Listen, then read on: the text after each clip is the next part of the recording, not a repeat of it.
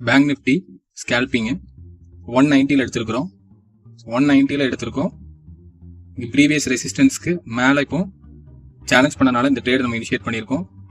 இங்கே புட் ஆப்ஷனில் இதுக்கு கீழே 118 கீழே நல்ல ஒரு புஷ்அப் இருந்ததுன்னா நல்லாவே மார்க்கெட் மேலே போகிறதுக்கு பாசிபிள் இருக்குது. இப்போ பாருங்கள், நல்ல மூவ்மெண்ட் இருக்கும்.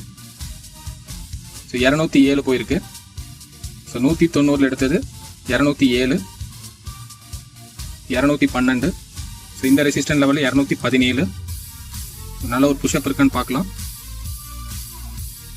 ஸோ 217 தாண்டிச்சுன்னா இன்னும் நல்லா போகிறதுக்கான பாசிபிள் இருக்குது.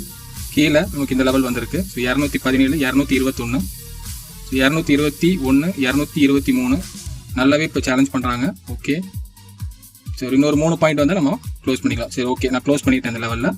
236 நான் க்ளோஸ் பண்ணிட்டேன். பேங்க் நிஃப்டி மாதிரி நிஃப்டிலேயே நமக்கு ஒரு ஆப்பர்ச்சுனிட்டி கிடச்சிது. சரி 148ங்கிற லெவலில் நம்ம வந்து இந்த ட்ரேட் இனிஷியேட் பண்ணியிருந்தோம். இதுவும் ஒரு புல் பேக் மெத்தட் ட்ரேடிங் தான். நம்ம ஒரு லெவல் வச்சிருக்கோம், அந்த லெவலுக்கு மேலே நான் மார்க் பண்ணி காட்டுறேன். அந்த லெவல் வரைக்கும் இப்போ ட்ரேடிங் போகிறதுக்கான ஆப்பர்ச்சுனிட்டி இருக்குது. ஸ்பாட்டில் இந்த லெவல் வரைக்கும் ப்ரைஸ் வரதுக்கான வாய்ப்பு இருக்குது. பார்க்கலாம். ஸோ இந்த லெவல் வரைக்கும் நமக்கு ப்ரைஸ் ரியாக்ட் ஆகிறதுக்கான பாசிபிள் இருக்குது. இந்த லெவல் வரைக்கும் நமக்கு வரதுக்கான வாய்ப்பு இருக்குது. ஸோ வெயிட் பண்ணி பாருங்கள் இந்த ட்ரேட் எப்படி நமக்கு க்ளோஸ் பண்ணுறோம் அப்படின்னு. இருந்தாலும் நம்ம எதிர்பார்த்து அந்த லெவலில் ரீச் பண்ணிட்டாங்க. ஸோ 148 எடுத்தது 168 வரைக்கும் நம்ம ஹோல்ட் பண்ணி இந்த ட்ரேடை க்ளோஸ் பண்ணோம். ஸோ 168ங்கிற லெவலில் இந்த ட்ரேடை வந்து நம்ம இப்போ க்ளோஸ் பண்ணிட்டோம். பேங்க் நிஃப்டிலேயும் ஒரு ஸ்கேல்பிங் ஆப்ஷன் கிடைச்சது. ஸோ நிஃப்டியில் ஸ்பீடு இல்லை, பட் நம்ம நினச்ச அந்த லெவலுக்கு ட்ரேட் ஆகி முடிச்சிட்டாங்க. தேங்க்யூ.